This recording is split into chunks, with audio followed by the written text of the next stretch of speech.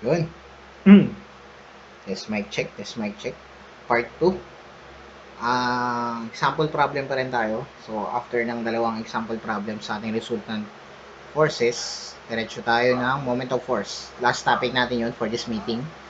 So, yun.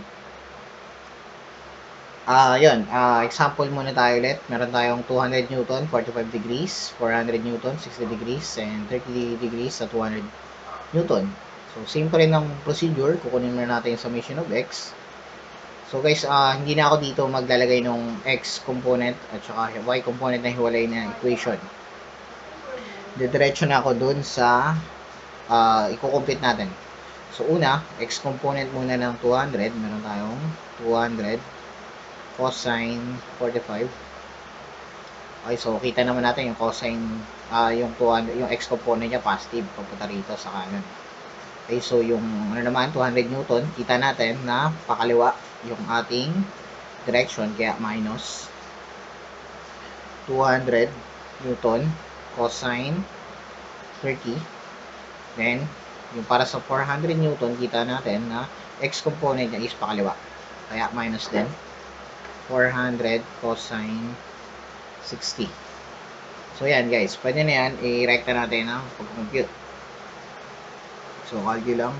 Sandali. Yan. Calcu.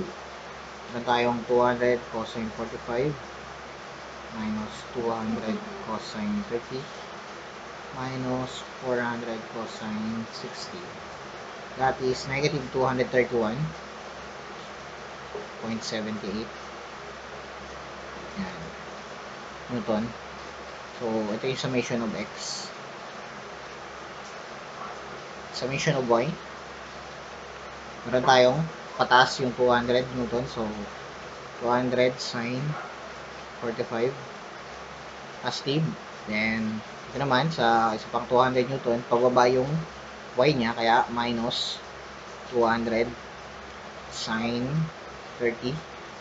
Then, makita din natin para sa 400 Newton, pataas yung y niya, kaya plus 400 sine 60. So, makukuha natin summation of y is equal to minus 200 sine 30 plus 400 sine 60. That is 387.83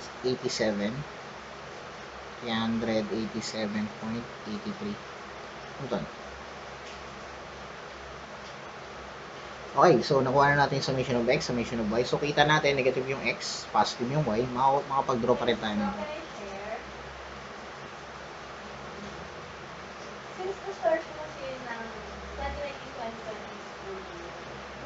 so, ito yun.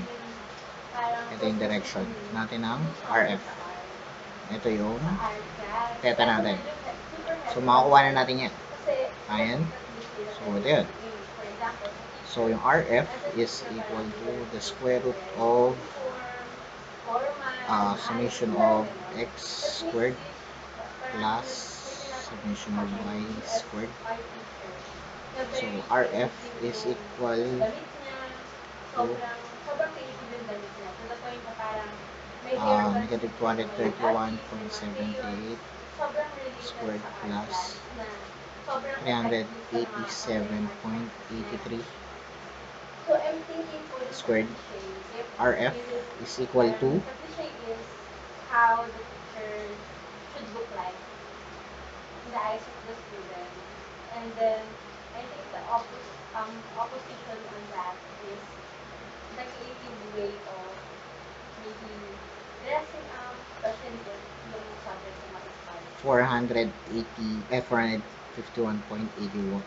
$451.81 Newton. Yun yung ating magnitude ng ating resultant force. Okay, so next, meron tayong angle. So, paano natin makuha yung angle? Arctangent lang. Negative 1.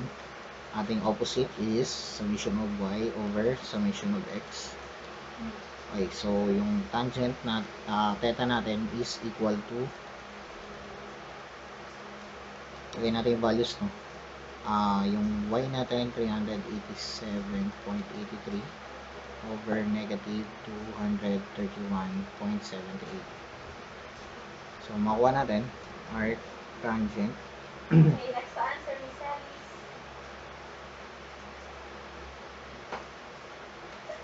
L 231.78, that is negative 59.14. 14 degrees. So, kita naman natin yung direction niya. No? So, yun. So, in this case, ito na yung value natin, which is equal to 451.81. Then, angle is 59.14 degrees. Okay? So, guys, yun na yung sample number 2. Okay ba? Kuha nyo ba?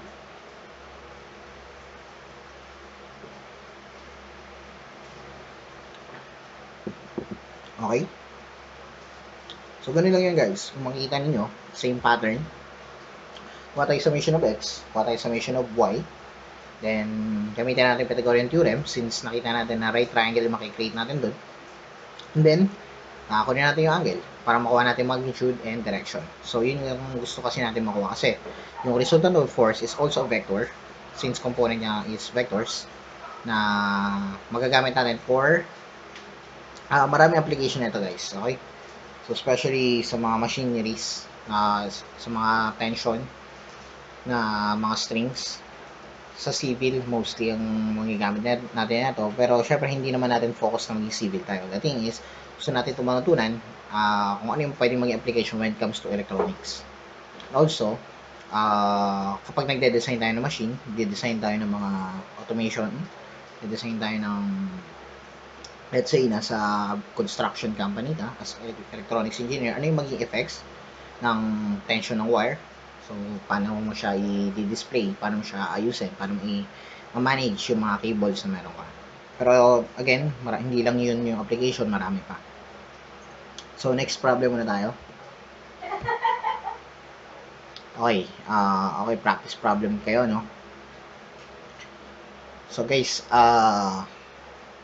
pwede nyo muna i-post. Bigyan ko yan ng time para mag-answer. So, I think I'll give you 8 minutes. So, mag-idle muna ako ng 8 minutes. Para, kasi mamaya, tuloy-tuloy nyo lang manood. So, hindi nyo nasasagutan. So, mag-idle ako ng 8 minutes. Para sagutan nyo talaga. Okay, so timer starts now.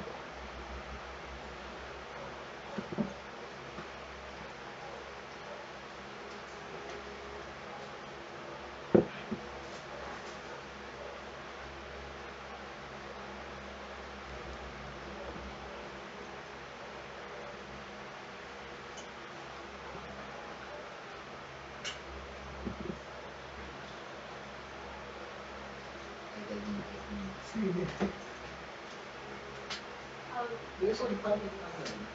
Pakita ako lang ng video. Magsasagot.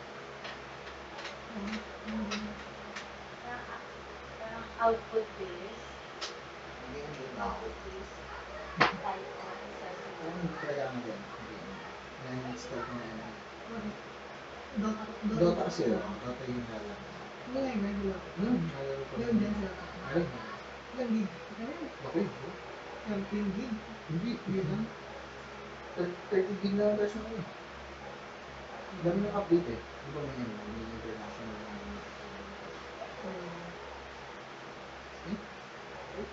or desktop. Nalala ko nung ano, kumuha ko ng tinigin. Naka-hard drive ako nun. Ay, hindi nga 13 yun. 32 gig yung flash drive ko, di kasi. Hindi kasi si 32 eh. Nakuha sa rin. mas malaki na yan, dami ng update. Patingin nga ako. Diba? Nakahanap ka ng... Sakto. Pagtuturos ka. Pero napasa ko na siya. Ano pa sa mga? Ba't yung pinaka? Okay, so, mean the following vectors. Okay, so, positive angle, ng palm. 330. Ito ang negative. Tama na. Ito.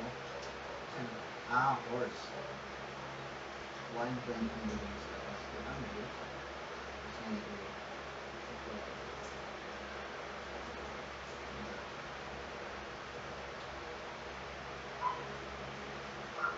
Saan ba yung east dito? Yung dito sa taas. Ayun. Sa yung taas. Ito lang. Pag 4, bago na ako dito sa baba. Negative. Wala dito lang.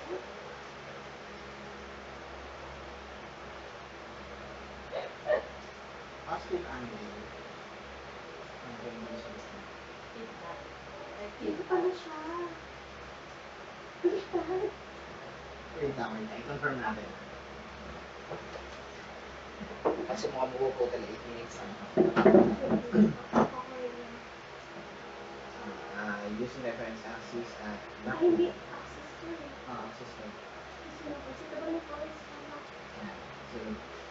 So from dito, tapos magpupunta clockwise, 960 degrees. Ito, Baliktad. clockwise. Ayan. So from here, bali yung 330 na create mo, ito negative ako.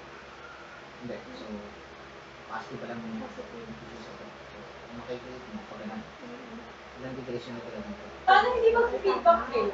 Tama. Tapos pag power, Mute. naman, counterclockwise, yun yung gagawin mo. Rest. Minus 90 lang yung For gagawin. Kaya, standard. Tama ka lang. Ito yung pala. Ito yung magulo sa Paano mo i-avoid ang feedback? Dalawa sila magkasama sa bahay. Yung isa nakamute. Ha? Yung isa nakamute. Nakamute. Gawin mo siya. Gawin mo sa example. Kasi kunwari, dalawa tayo. Yung boses mo Yung E tsaka yung S. Hindi ko nakalilaki. Kaya, example number 5. So, 60 degrees of northeast. Yan, so northeast. Oh, so, 60 degrees siya, northeast. Tapos, is, okay, yung naunang letter, yung naunang direction, siya yung reference point mo. Siya yung pinanggalingan. So, nakita mo yung tail ng arrow. Yung tail ng arrow, naka-east siya. Kaya, east of north. Kasi from east, papunta sa north. Pag ano yung direction niya. Kaya nakita yung arrow. From east to north. Tapos 60 degrees naman kasi north. Yan, nakita mo yung tail niya. Yung tail niya galing ng north papunta sa east. Kasi yung arrow natin, nag-simulate, mayroon kang tail, tapos yung head. So yung head lagi doon sa next na letter.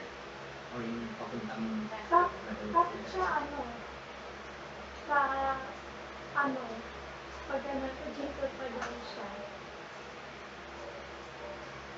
Ba't hindi ko? Ito. Oo. So, bukas yung mga picture natin. Oo. 15 degrees south of west. 7 degrees west. South. Hindi ko pang sample. Wala, yun lang ginawa. Kasi, ganito kasi diba yung ito, malaki yung ito.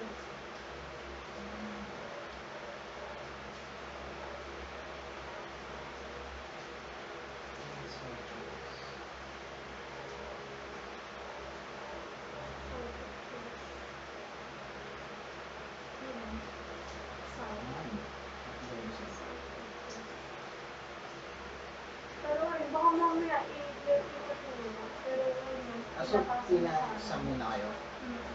Ganun siya rin. Nag-iba rin. Sa akin din. Nagtutunan ako dito. Kasi kung nilagay sa inyo naman, parang dito. Pero baka kapag pag nasa north, ganyan siya. Tapos pag nasa south, ganyan. Possible. Kasi kung quadrant, Oo. anong answer na sa inyo? Ito, ayun, ayan, dito. Tatlo lang yun. East of west. Ito, una, Kasi guys, separate ko kung ano saan lang. yung susunod. So, south, ano naman, 60. Ano naman, yung base mo dito. East of south. Bakit naman ulit yung east? Kasi yung direction mo is Ganon. papunta ka ng south. So, diba yung arrow mo? Medyo pataas. Medyo pawis pa east. So, kung saan ka nanggaling, siya yung pinakauna mo. Ang galing sa east, so east of south. Tapos, So, ito, 30 degrees south of east. hindi siya na. Ganun din naman ginawa. 70. Bakit ano? Kung ikaw naka-reference. Kasi ano, yung first, ano ko, 70. 70 siya. So, bakit? Kung ano dapat part of this, okay? Kung ito pagbabasihan natin, kasi hindi ko sure kung bakit mo yung direction.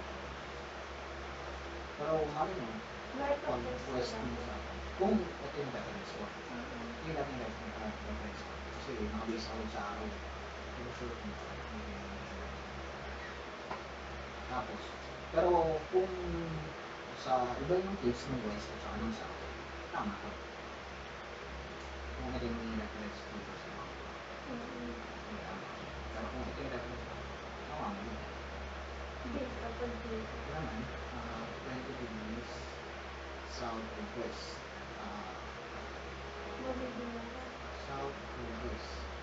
20 degrees. Dapat west of south. Kung ito yung reference natin. Pag ito tama ka sa ako. Tama siya kapag ito. So, ito kung sagot mo dito, nakabit siya dito.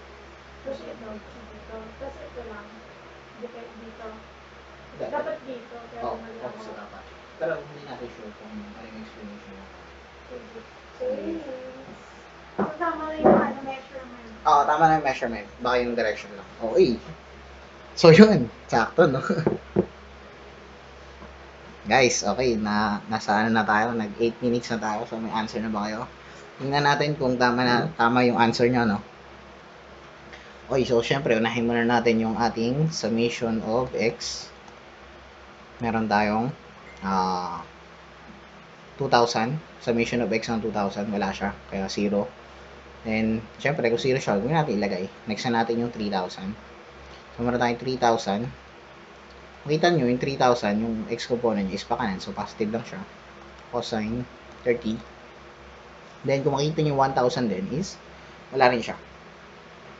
Wala rin siyang x component. Kaya, okay lang yan. Ay, sorry. Dapat ito ay 5,000. Ay, gosh. Malamang hindi nyo nasagutan. Kulang. So, iniwanan ko pa naman. Sorry, guys.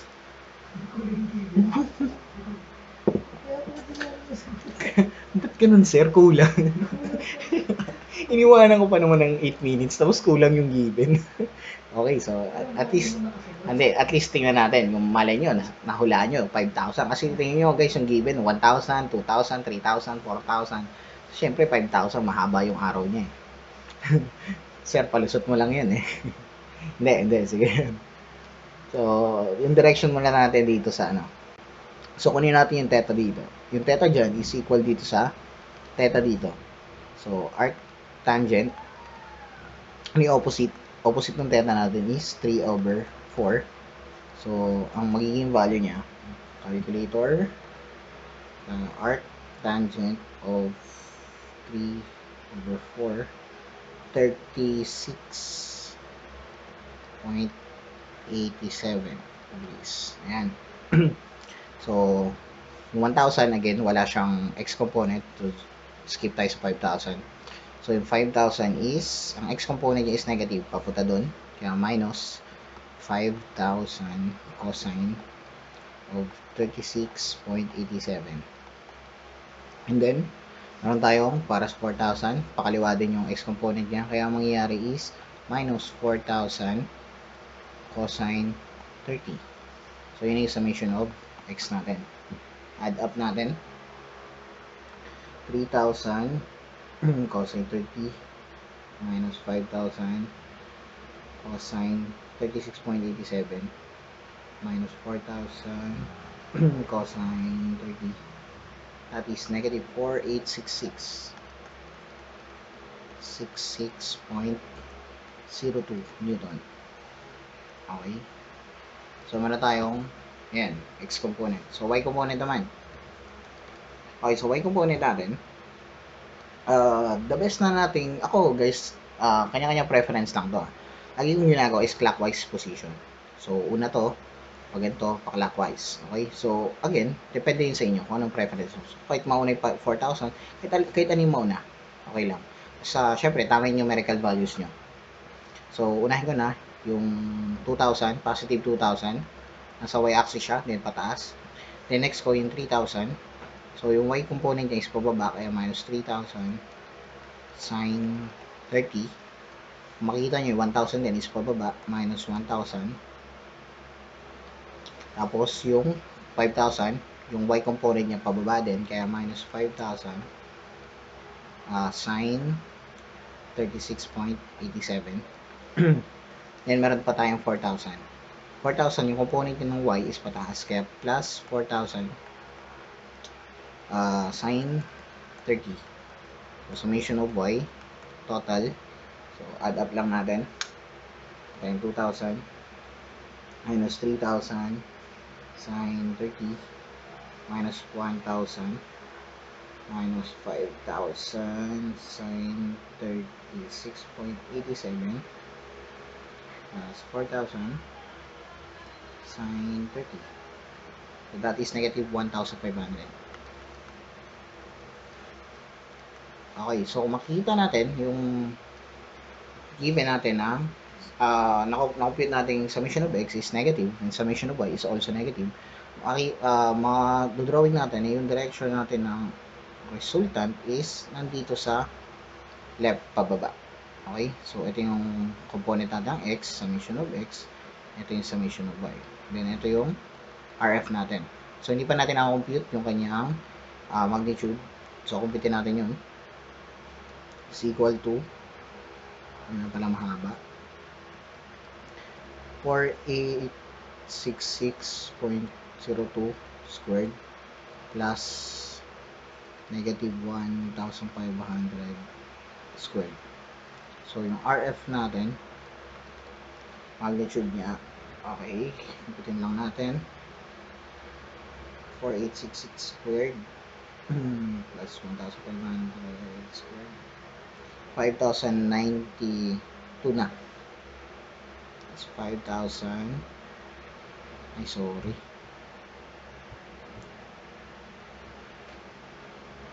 Mhm. 5,092.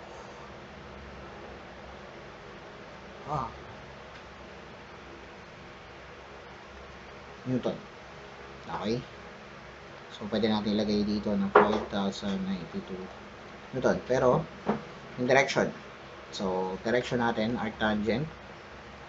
So, kung gusto natin makuha itong theta na to, opposite niya, syempre yung y component. Dahil ito yun. Mamumove natin dito yung y component.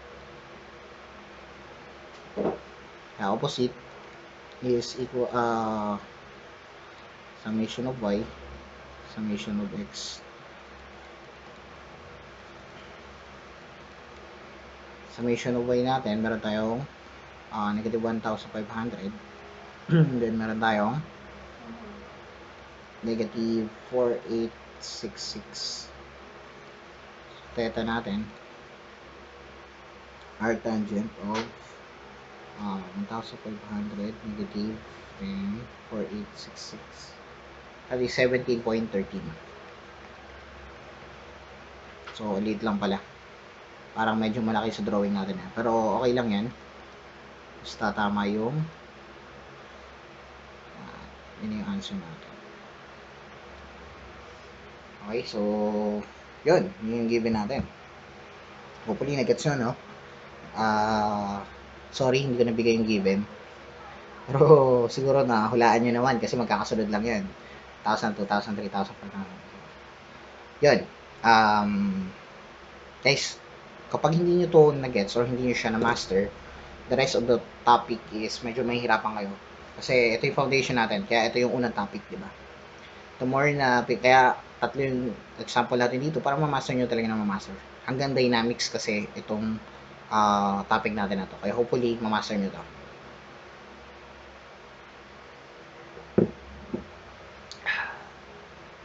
Okay, next. Next topic natin, moment of wave force. So, moment of wave force is, may meaning siya. Ito yun. Moment of wave force about an axis or line is the measure of its ability to produce turning or twisting. Turning or twisting the axis. So, highlight ko lang yun. So, the magnitude if the moment of a force, the magnitude if the moment of the force about an axis which is perpendicular to a plane containing the line of action of the force is defined as the product of force and perpendicular distance from the axis to the line of action of the force. So, anong ibig sabihin nun? Ano yun, guys? So, for example, meron tayong plane dito. Okay. Tapos, meron tayong line dito. Ayan. Let's say, meron tayong force. Ito yung force F. So, ito yung origin natin. Yan yung line of action. Yan yung tama ng reference point natin mamaya. So, meron syempre, from this point, papunta dun sa force, is merong distance between them. Tawagin natin yung letter D. Then, that distance is perpendicular. Ibig sabihin, 90 degrees sila. Yan. Okay. So, ang sinasabi dito is, syempre, alam natin na kapag nag-apply tayo ng force dito, then merong, let's say, distance, ano mga example natin? Merong rod, okay? Merong bakal na connected dun sa isang tubo at this point. Ngayon, kapag nag-apply ka ng force dito, ang mangyayari, magkukos yun ng twisting. Ito, kaya natin nasa meaning, twisting or turning dun sa axis na yun. So, pag nag-apply ka ng force dito, anong tendency niya? Magkukos yun ng pag-ikot. May turning or twisting. Yun yung moment of wave force. So, sabi din dito, yung moment of wave force is force times perpendicular distance. Dapat laging in perpendicular yung force and distance natin. Kasi kapag meron kang force lang pero wala kang distance with that specific point, ang magiging moment mo is syempre zero. Kung zero distance So, kung zero yung distance, moment is equal to 0 if distance is equal to 0. Ano lang naman yun eh. So, dalawa lang yung component ng moment natin, which is force and distance. So, bigyan ko pa kayo ng maliit na example. Analogy. Kung ano yung moment of force. Okay, ganda yan. So, moment of force, for example, is like opening a door. So, at this case, ito yung reference point natin. Yan yung line dito. Yan yun. Okay? Tapos, kung makikita ninyo, yan yung pinto. Kapag nag-apply ka ng force dito sa ating doorknob, ang tendency, magkukos ng twisting. Okay? So, di ba alam nyo yun sa mga plano?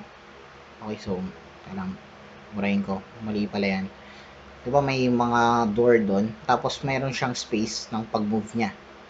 Di ba? So, halimbawa, meron tayong ito. Okay, so may pinto doon, di ba? So, kung ito yung pinto, so, engineering drawing to, no? Merong space yan pa ganun.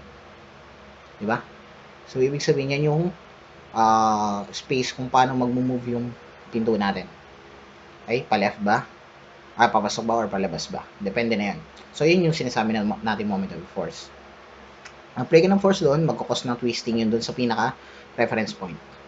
Pero, for example, lagyan natin ng different points. So, halimbawa, isa dito, isa dito, isa dito, at saka isa dito. Lagyan natin ng A, B, ng C, at saka ng D. So, kung mag-a-apply ka ng force doon sa... Okay, so, ibahin natin yung kulay.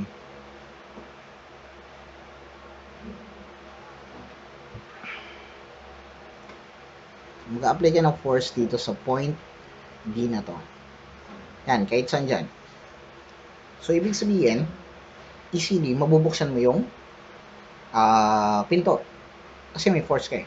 May force kang in-apply at that distance. So, may distance in between reference point at saka D. Okay?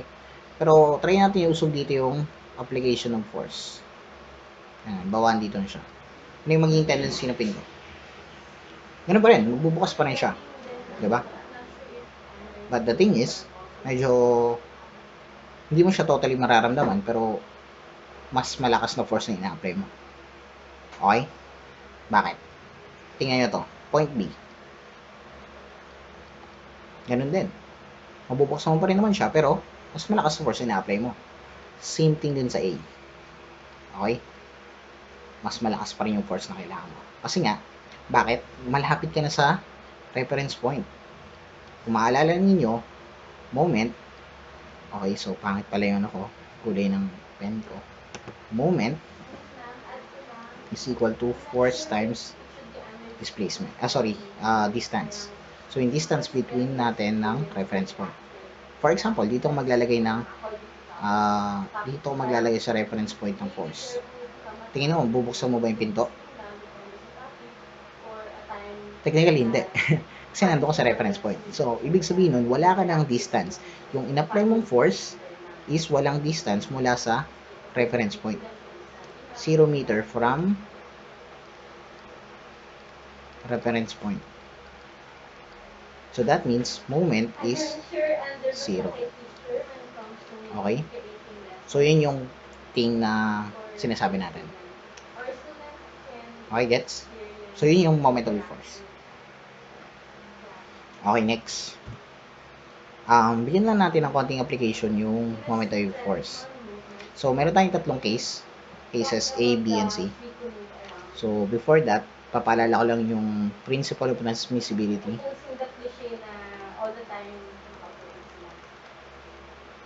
So, principle of transmissibility, ito yun. So, yung principle of transmissibility is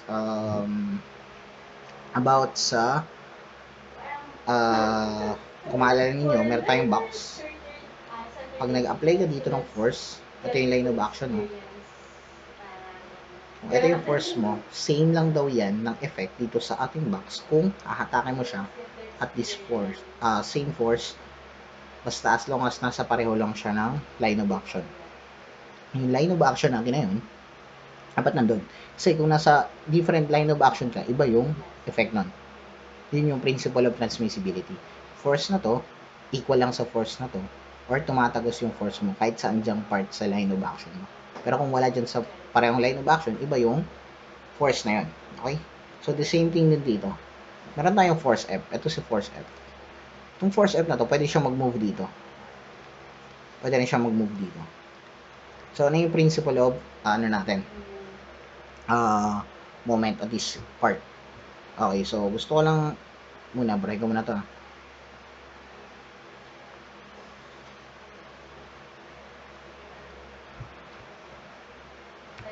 Ano yung mga cases natin?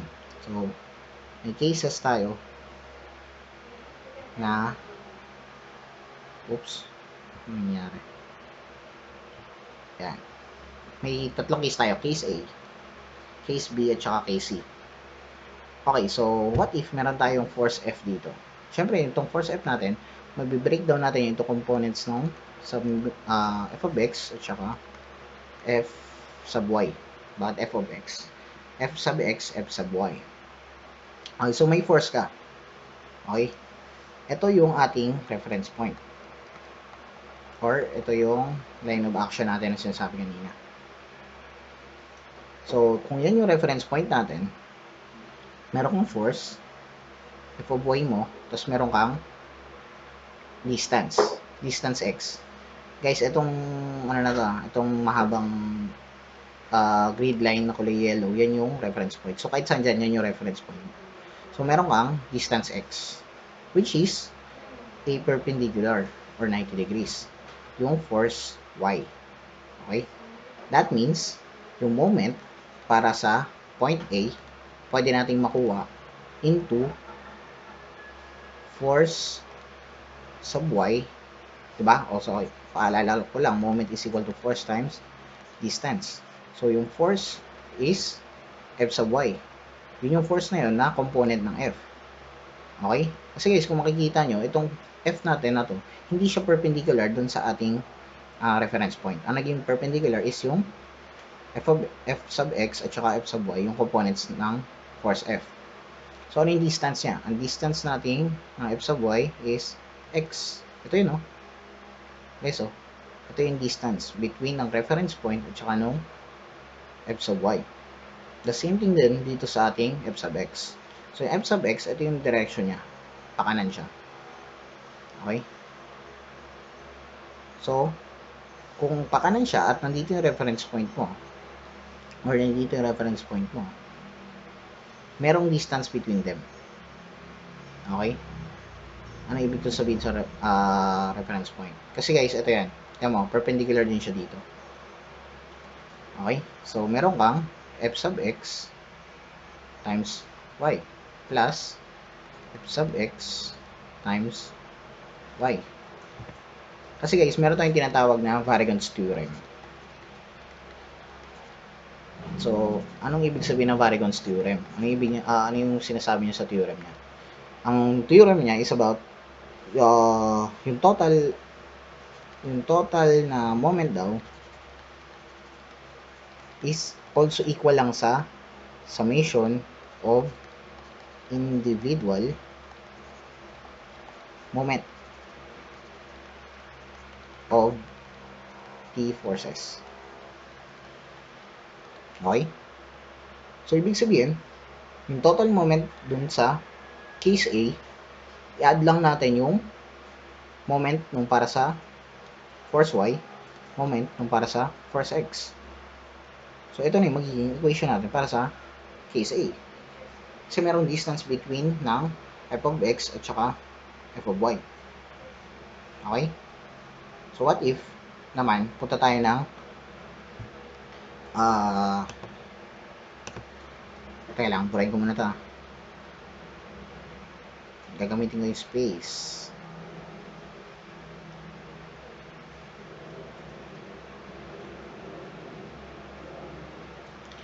What if daw, ang case natin is case B naman. Ito case A. Ito. Case A ito. What if yung case B? Sorry. So, yung case B natin, ito pa rin yung force natin. Meron kang f of x pa rin. Kasi ito yung f of y. Kung makita ninyo, yung f of y is along sa reference point. Diba? So, principle of transmissibility, kahit anong galaw natin dyan, taas or baba, nasa reference point lang siya. Ibig sabihin, yung distance of f of y from reference point is equal lang sa 0. Therefore, kung 0 yung distance niya, moment is also 0. Kasi wala siyang distance. Ito, okay, so moment is equal to force times distance. Yun yung para sa Fy. Pero kung makikita nyo, f sub x, meron siyang, ito yung direction ng f sub x natin, di ba? Meron siyang distance between sa reference point. Okay? Ito yung reference point para sa x natin.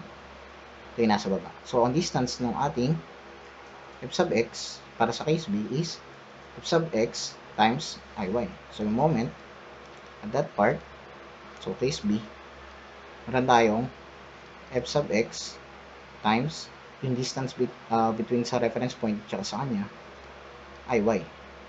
I sub y. Okay?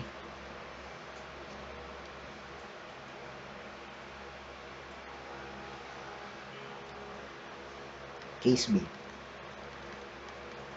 Okay? So, meron din tayo, syempre, case C.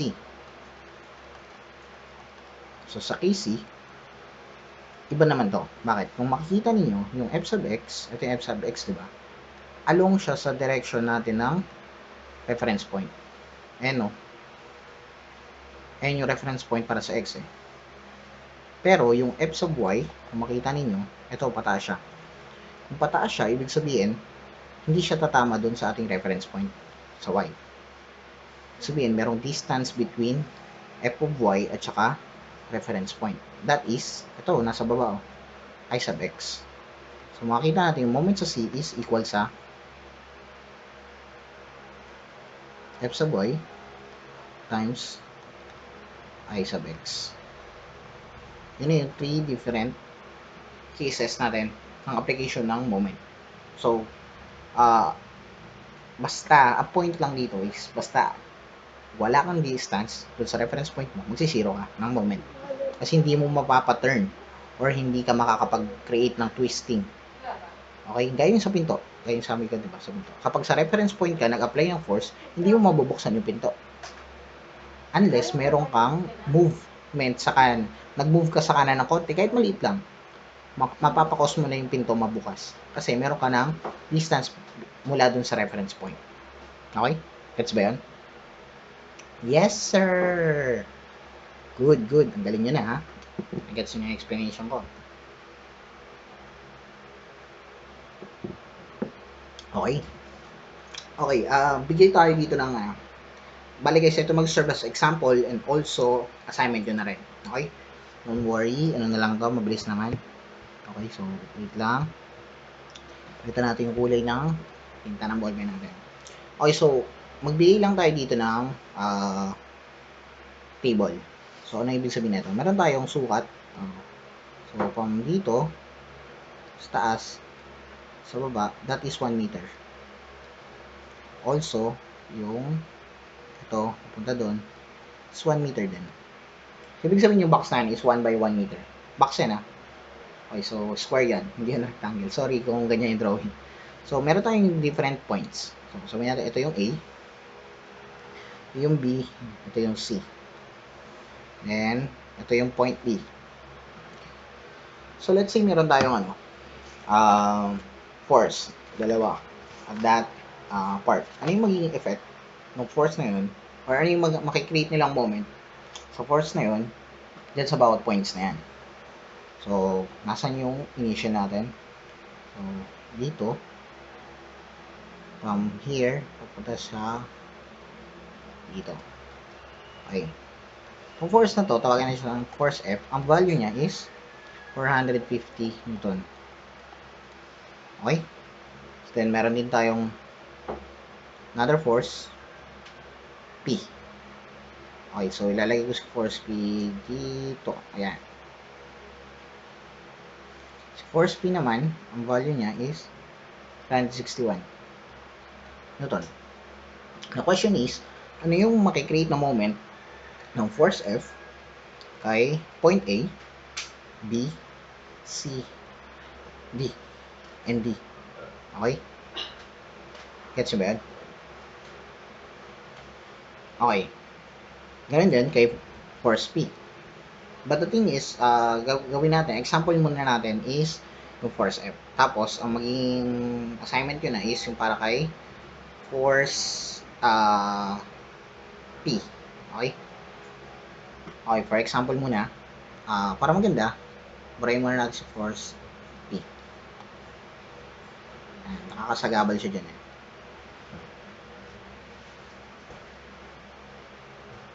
Oops. Okay, so meron tayong force F. So the thing is, kung makikita ninyo, ang maganda dito kay force F na given, pwede tayo makapag-create ng components. Siyempre, ito naman lagi natin ginagawa, di ba? So ito yung si component F sub X. Then meron tayong component F sub Y. Kung meron tayong component na yan, ibig sabihin, makukuha na rin natin yung value ng ating direction. Tama? Bakit? Kasi tingin nyo, sabi dito, 1 meter daw yung height na ito. And then 1 meter din daw yung width. So, ibig sabihin, yung haba from this point, papunta dito sa point na to, makukuha natin. Kasi ito, 1, ito, 1, 2, 3, 4. Ibig sabihin, ang size na ito is 4 meters. Then, yung taas naman, since meron kang 1, 2, 3, meron kang 3 meters. Okay, sobrahin ko muna yan. Hindi makasagabal sa atin, no? So, kung meron tayong ganyan, well, I think, alam nyo na yan. Hindi kayo taga-TUP kung hindi nyo makukuha yung answer ng natin. Ng direction na yan. Ay, sorry, ng Pythagorean na yan. Okay, kung meron kang ganyan, kasi guys, anong point mo dito, sir? Bakit mo kailangan pang point yan? Eh, mayroong value ng 450 Newton. So, ganito yan, guys. Ang gusto natin makuha dito is yung angle. Hindi kasi given yung angle. Given lang yung magnitude. Hindi natin alam kung ano yung direction niya. So, kung 5 to, so may makuha na natin to. Actually, kahit hindi mo na kunin yung 5 eh. Bakit? Ano yung pwede mong gamitin? Gamitin mo yung tangent theta is equal to opposite. Ano yung opposite ng theta natin? 3 over adjacent niya, 4. Ibig sabihin, makakuha natin yung theta is equal to, ito lang, 3 over 4. That is 36.87. Ano ba? 36.87 degrees. So, makuha na natin to. 36.87 degrees. So, anong purpose yan? Ba't natin ginawa yung angle? Kasi guys, kailangan natin makuha yung value ng f of x at saka f of y. Kasi sila yung forces na mag-create ng moment doon sa ating point A, point B, point C, at saka point D. So, yun yung goal natin. Okay. So, ngayon, makakompute na natin yung f of x natin. So, yung f of x is equal to 450 cosine 36.87. Same din sa f of y, meron tayong 450 sine 36.87. So, compute natin yung values nila. So, 450 cosine 36.87. Meron tayong 360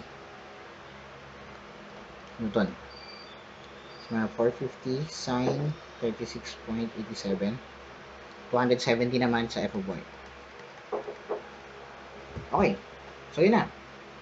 So, the thing is, gusto natin makuha yung total moment na makikreate ng force F dun sa ating point A. Okay? So, pwedeng point A, pwedeng point B, pwedeng point B, pwedeng point C. The thing is, mahalaga nating makuha muna yung forces ng f of y at saka f of x. Kasi again, gaya nung application natin kanina, yung f sub y is hindi perpendicular doon sa ating reference point. Tingnan nyo to guys. Yung A, sa point A, hindi siya perpendicular yung force F. Yung D, ganun din. Yung B, ganun din. Yung C, ganun din. Hindi sila perpendicular. Kaya ang mangyayari is that yung force na yun is i-break down natin to components ng f of x at saka f of y. Okay? So, kung ganun na nga, ang mangyayari dyan, so, sulat natin, f of x is 360 Newton. F of y is 270 Newton. So, ang gagawin ko, buburahin ko yung mga hindi ko na kailangan. Kasi, yung dalawa lang naman yung kailangan ko. So, pwede na natin burahin muna itong 450 kasi hindi na naman na natin kailangan yan. Yung angle, hindi na rin natin kailangan yan. Kasi nakapit naman na natin. So, pwede ko na rin burahin yung force muna na yan. Para matitira na lang is ito. So, guys, binubura ko na. I think, may recorded naman and also may notebook naman siguro kayo. So, yan. Yan na lang matitira. The thing is, ano yung magiging cost ng ano yung magiging effect niya dun sa ating points. Okay, unahin na natin kung yung points is yung D. Gusto ko yung D muna. Yun yung may sagot eh. Pero yung D muna.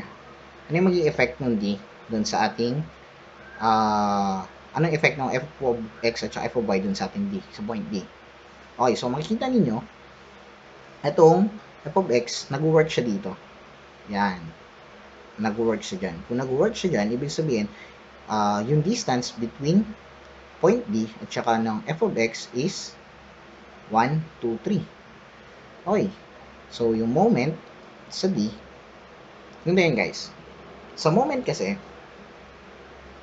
may force tsaka distance tayo, di ba? Force tsaka distance. Pero meron pang isang component yung moment. Yung moment kasi, di ba may twisting or turning. Ibig sabihin, pwede kang mag-turn or mag-twist pa kanan or yung clockwise natin and meron din tayong counterclockwise. So, by that, malalaman natin kung anong nga bang direction papunta. Then, mas makukompute natin. Okay? So, ngayon, mag-a-assume ako. Assumero ko eh. Yan. Na kapag clockwise yung ikot natin ng moment, positive yun. Anong ibig kong sabihin?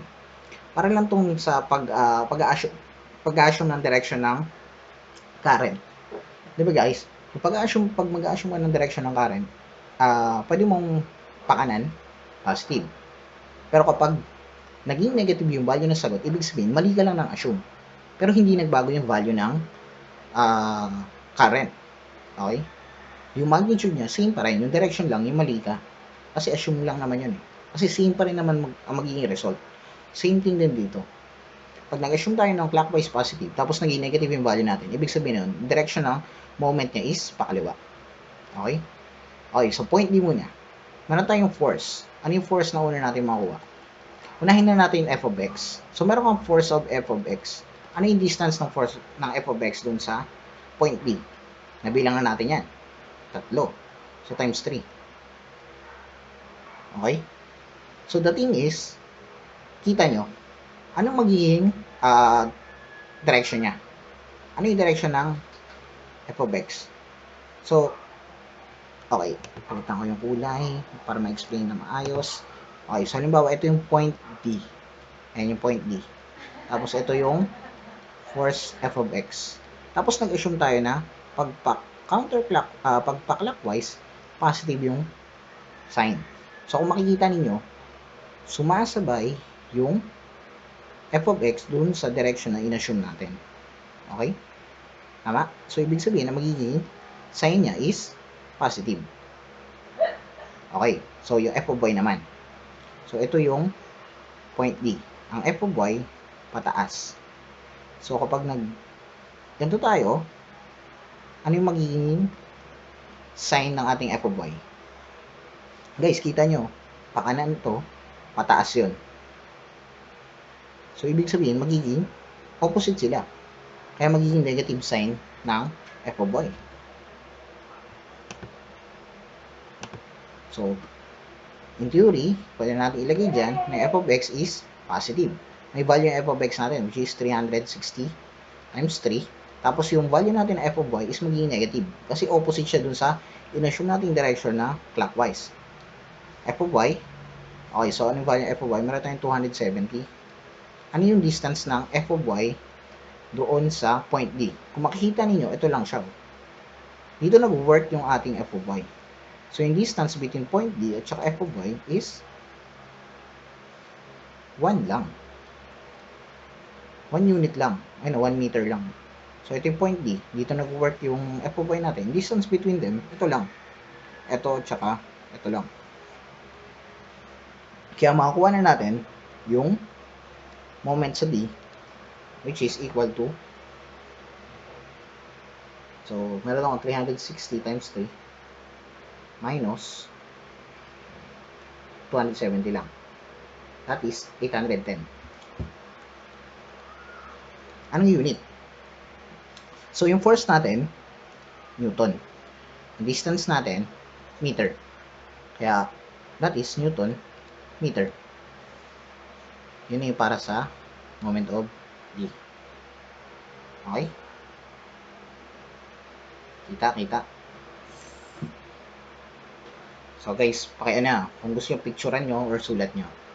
Bakit? Kasi punta tayo ng moment sa C naman.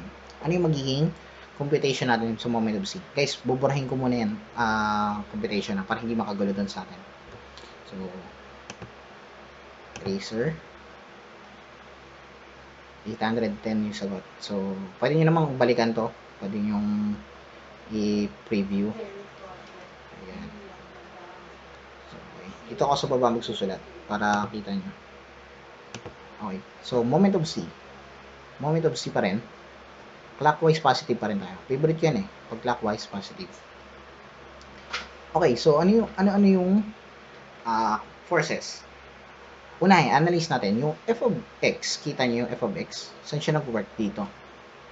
Eh, nandito yung force C. Anong sabi natin? Kapag wala kang distance between sa reference point mo, which is yung point C at this time, at yung force mo, ang mangyayari doon, yung makikreate na moment ng force x daw is 0. Okay? Kasi nandun siya, tumatama siya mismo dun sa ating point, reference point. F of x 0. Anong case yun? Balikan natin ha. Ito yun, no? KC. Ayun, no? F of y lang yung meron. Okay? So, kung f of y lang yung meron, KC siya. So, 0 na daw yung f of x. F of y lang yung meron. Bakit? Tingnan nyo. Yung f of y, nandito siya. Yung distance between f of y, ito, dito siya nag-work. Tsaka ito yung point C. Mangyari niyan, ang distance between them is 1, ito yun, 1, 2, 3, 4, 5. So, meron kang force times distance, which is, mangyari dyan, ano yung f of y times distance? 5. Or, 270 times 5. Pero meron tayong nakakalimutan. Ano yan?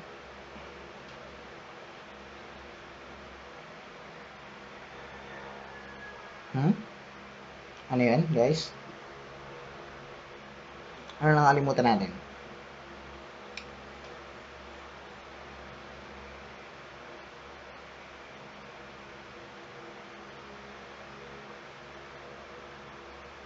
Yung direction. Okay? So, ano yung magiging direction niya? So, ang sabi natin, pag paikot sa point C, positive. So, yun yung direction niya. Pataas yung f of y. So, yung f of y is magkikreate ng positive or negative.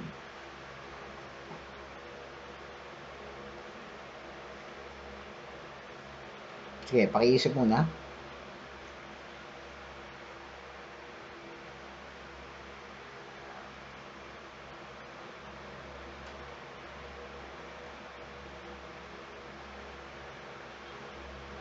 That is positive.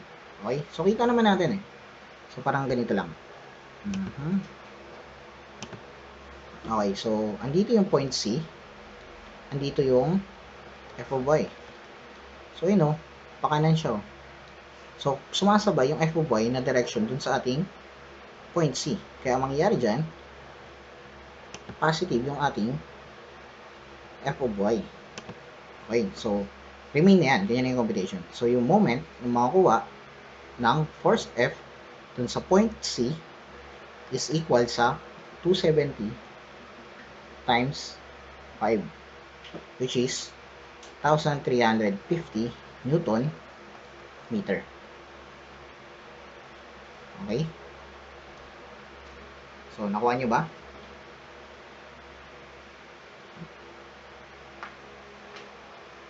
Okay. So, may remaining pa na point A tsaka point B para sa force F.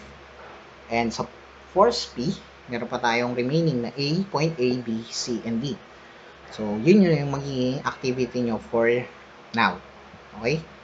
So, mag-serve siya as assignment ninyo na kailangan sagutan. Okay?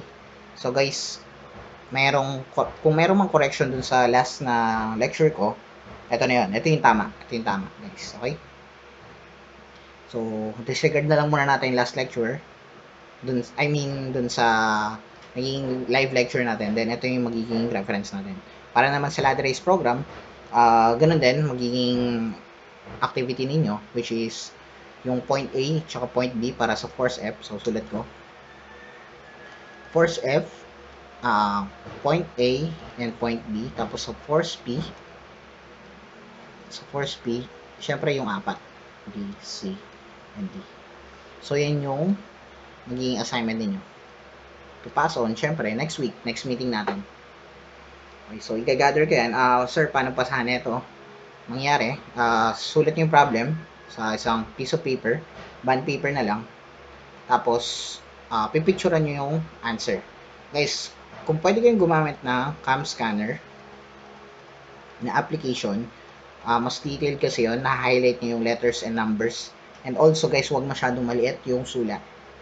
So hopefully, medyo lakihan nyo po na mababasa po kapag pinicturean. Baka po kasi malian ko kayo dahil hindi ko maintindihan yung sagot nyo. Okay, so mas okay na lakihan yung sagot and gamit po tayong cam scanner. Pero kung wala pong cam scanner, okay lang po na ibang application as long as mababasa ko po yung sagot ninyo. Guys, if you have any questions, please don't hesitate na mag-PM either Discord or Facebook or mag-post kayo dun sa ating group meron tayo sa Discord din or sa Facebook din. Guys, wag po tayo mahiyang magtanong kung may right med ba nito. Guys, walang right med, pero wag po kayo mahiyang magtanong kasi guys, kapag walang nagtatanong, we assume na alam nyo na. Okay?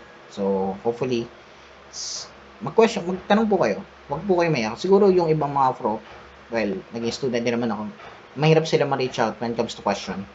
Pero, again guys, make it a habit na nagtatanong kayo kung hindi nyo naiintindihan. Bakit? Kasi, guys, hindi naman mapapalitan ng grades nyo, hindi mapapalitan yung grades nyo kapag hindi kayo nagtatanong. Or, mas okay, magtatanong kayo, mas magigets nyo. So, kung merong mali at that part, so, i-correct natin. So, magtanong lang kayo. Okay, so, available naman kami. Pero syempre, wag naman kayo magtatanong alauna, alas 2 na madaling araw, di ba? Tulog na kami nun. Baka mamaya sabihin, ba si sir, hindi naman sumasagot. Nag-chat ka, alas 3. Huwag naman ganun. Okay. So, hopefully, ayan, clear sa atin to. So, guys, yun lang muna yung topic natin for this meeting. Hopefully, maging clear din sa inyo yung mga gagawin pa natin. Guys, may next topic tayo. Syempre, static pa rin muna tayo. So, yun lang guys. Assignment, pakipasa next week. Thank you.